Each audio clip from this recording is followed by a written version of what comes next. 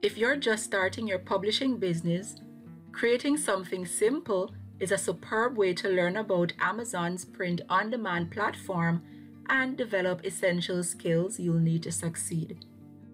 One of the quickest and easiest interior to design is a no-content book, specifically a composition notebook.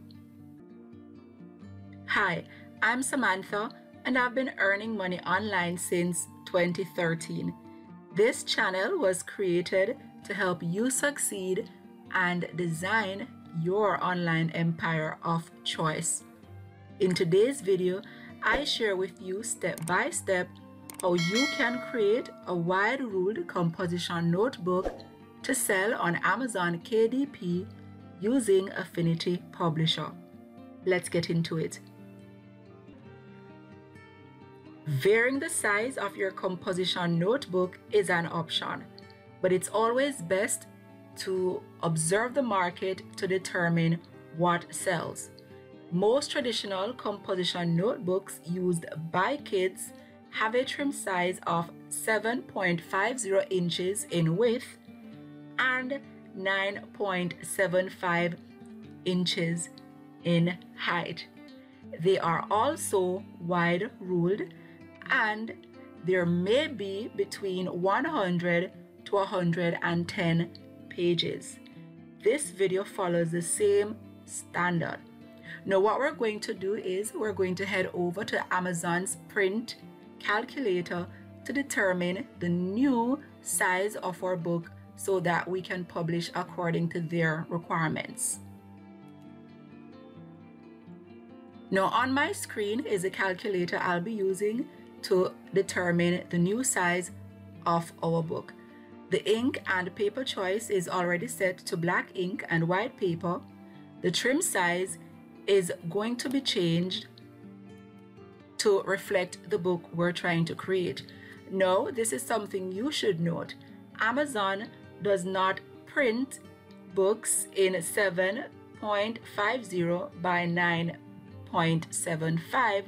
However, they do print a 7.5 by 9.25. So since we're not able to get the traditional print size, we will have to settle for the next best thing, and that is 7.5 inches by 9.25. I'm also going to enter 100 pages, and I'm going to select the width bleed option since the lines of my book will run across the page. So this is the new dimension I will need to plug into Affinity Publisher when I'm setting up my pages. So what I'm going to do is to head on over to Affinity Publisher, and then we can add this information and start creating our composition notebook.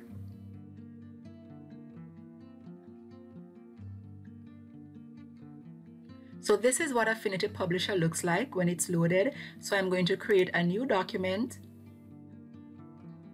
and the page width is going to be set to not 7.50 but the new size, which is 7.625. So let's put that in, 7.625 inches, and the height is now 9.50, and I'm just going to look back to ensure that everything is precise.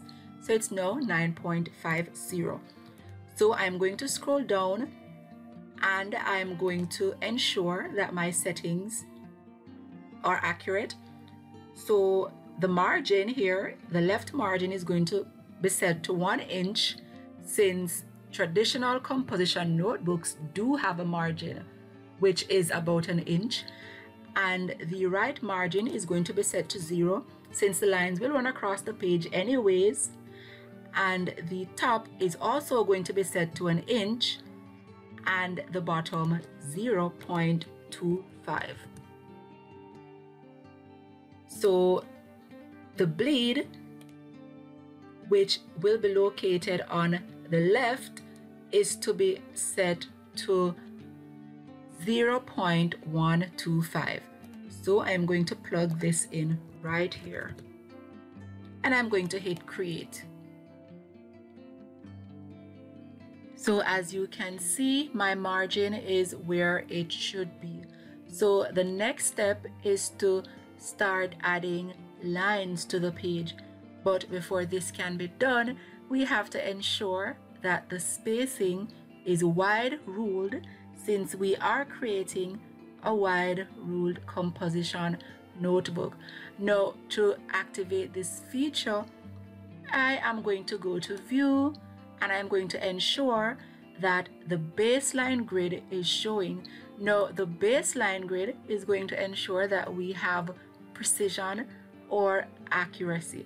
So we're going to get the lines in all the right places. So as is, these lines will not work. They are not wide ruled. So that means the settings will need to be adjusted to reflect wide ruled lines. So I'm going to go back to View, and I'm going to locate Baseline Grid Manager. Now this is a setting that will enable us to set our spacing. Now as you can see, the option I'll need to activate or to really put the information in is grid spacing. Currently it is set to 14 points, but we need it to be at 24.75, and this is a standard rule line spacing, 24.75 points. Now if the option was given in inches, it would be 0.34375 inches, but we're working with points here, so points it is. Now what I'm going to do is to change the color of the baselines to reflect something different other than the blue. So I'm going to use pink, and I think it allows me to see clearer. So I'm going to close this, and I'm going to start adding my lines.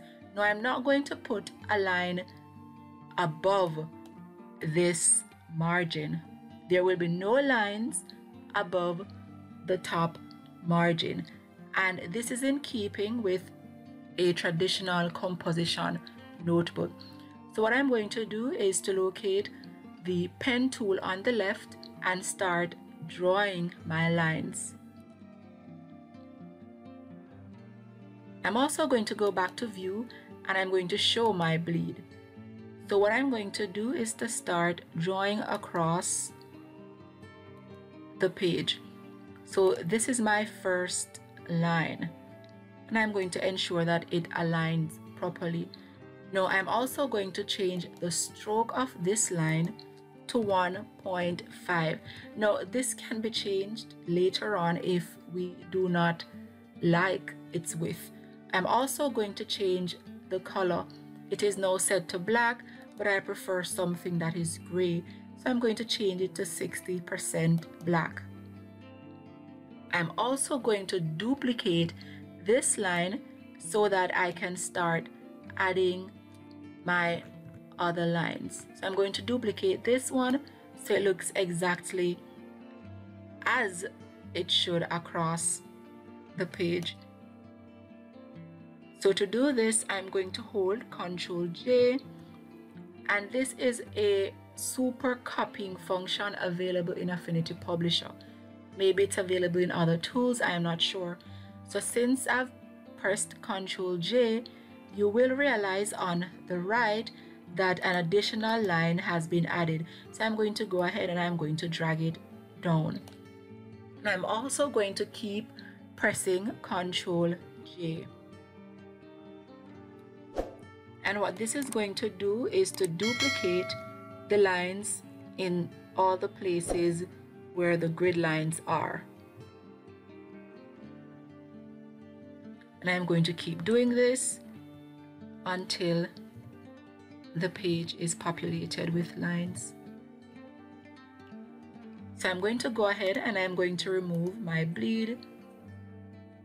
The next step is to create a vertical line, which is also standard in traditional composition notebooks.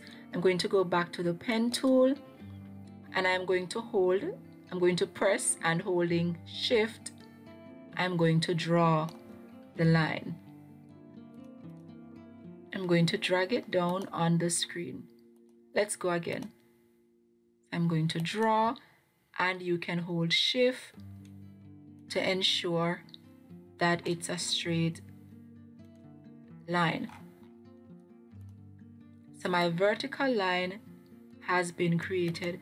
Now what I'm going to do is I'm going to remove the margins, and I'm also going to remove the base grid. So this is what it looks like. Now, as is, this could be published, but what I've noticed about traditional composition notebooks is that the vertical line is always more pronounced than all the other lines. So I'm going to change this from a gray to a black so that it stands out. So this is what it looks like. Now, if you believe that all the other lines are too pronounced, you can go ahead and you can also change the width to 1 point. So this is what it looks like, and I think as is, I like the way this looks. So what I'm going to do is I am going to create, or I'm going to add 99 pages, and I'm going to ensure that Master A is applied to it, since whatever is created on the master page is reflected throughout the entire document.